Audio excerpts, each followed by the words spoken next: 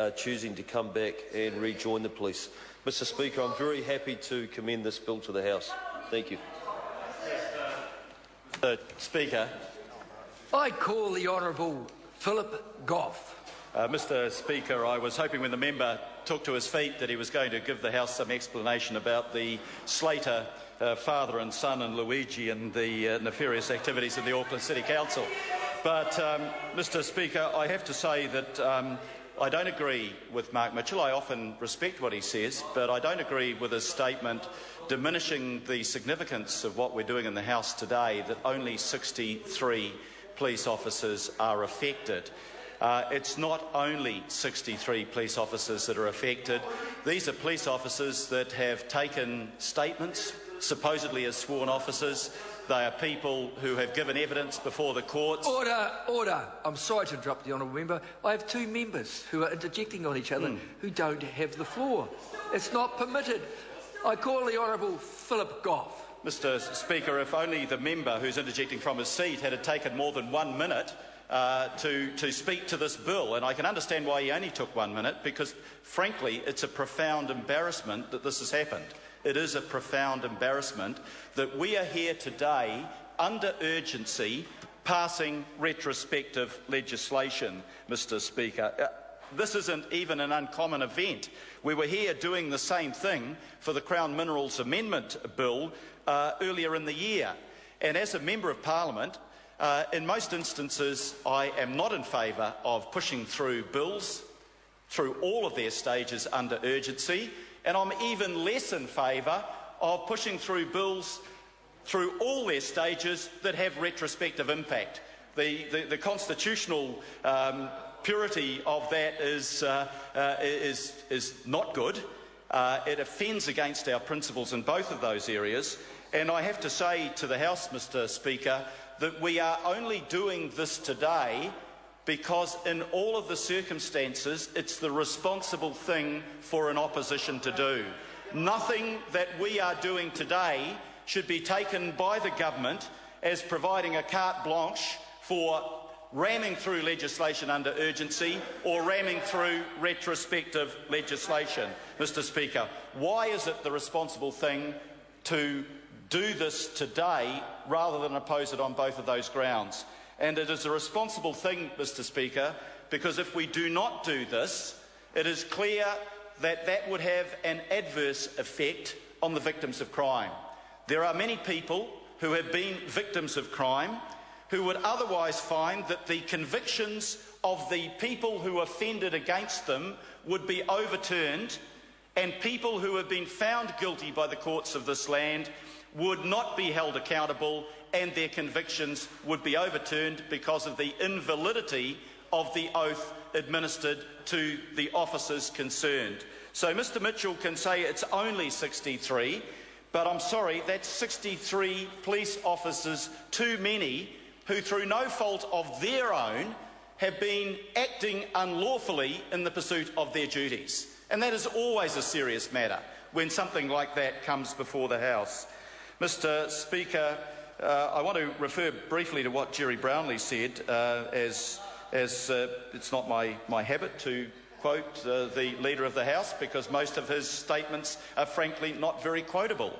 But he said it was embarrassing, and indeed it is embarrassing to government and indeed to this Parliament that a mistake of this nature should be made.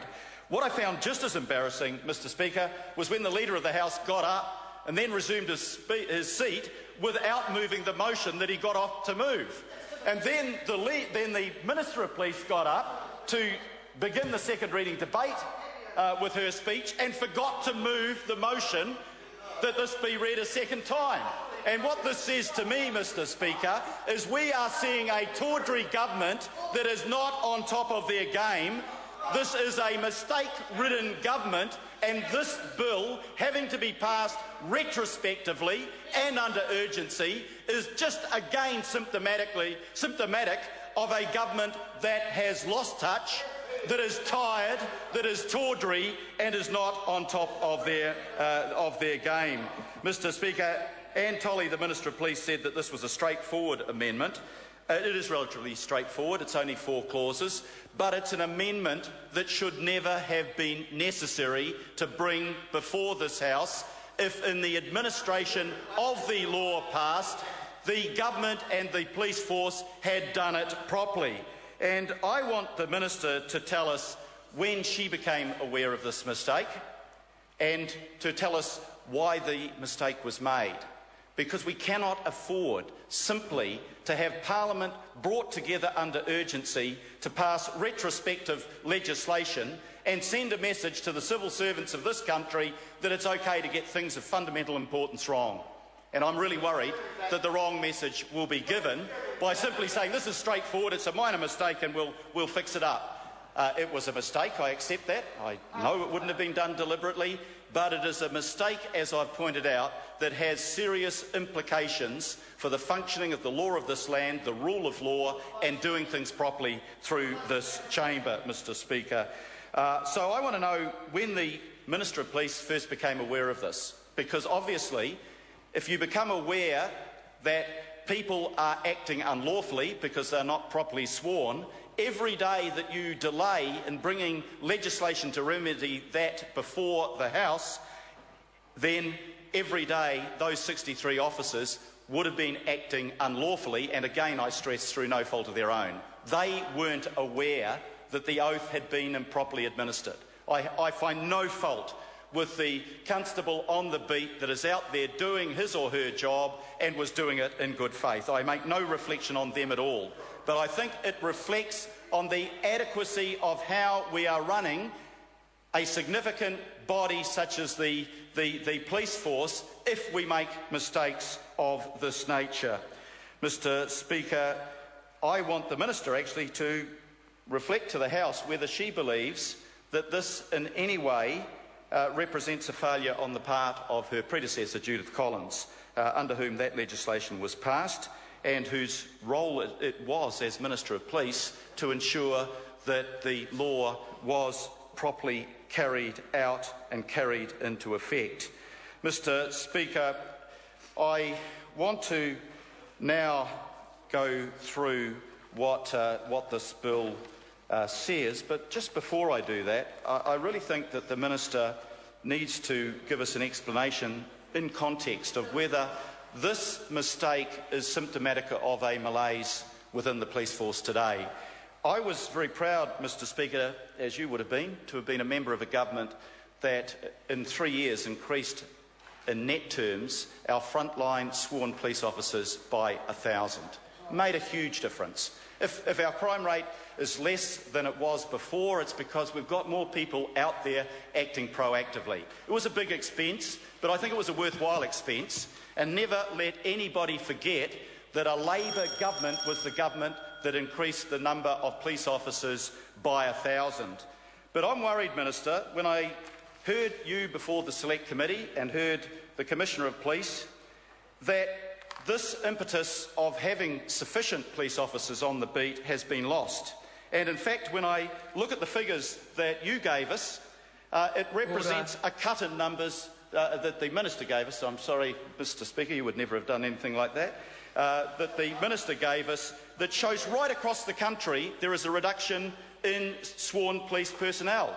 Northland down 16, Waitemata down 53, Auckland down 22. Counties Manukau, an area that has unfortunately suffered from a higher than average crime rate, as you'll be aware, Mr. Speaker, using you in the proper term this time, is down by 104 officers. Down by 104 police personnel. Waikato down 36. Bay of Plenty down 14. The Central District down 38. The Eastern District down 5. Wellington, this city, down by 46. Tasman down by 4. Canterbury down by 60. The Southern area down by 26. We have also had a dramatic reduction of non-sworn personnel, and the President of the Police Association just this very morning was saying that when you slash non-sworn personnel by over 234, you're actually putting the work that they should be doing on the backs of the police officers who are on the front line. And I'm worried too, Mr Speaker, that this malaise is reflected in the closure of police stations all around the country. You know, the Police Commissioner and the Minister promised me that my police station of Mount Roskill would not be closed to the public. For 8 months this year, it's had temporarily closed. It is not open to the public, and right across Auckland and my area, we've seen police forces closed. So this bill is necessary. It's sad that it's here. There is a wider malaise with the police force, and it's time this minister started to get things right and to put her energy into making sure that this country is as policed as well as it ought to be and the citizens of this country deserve. I call the honourable member David Cleandon.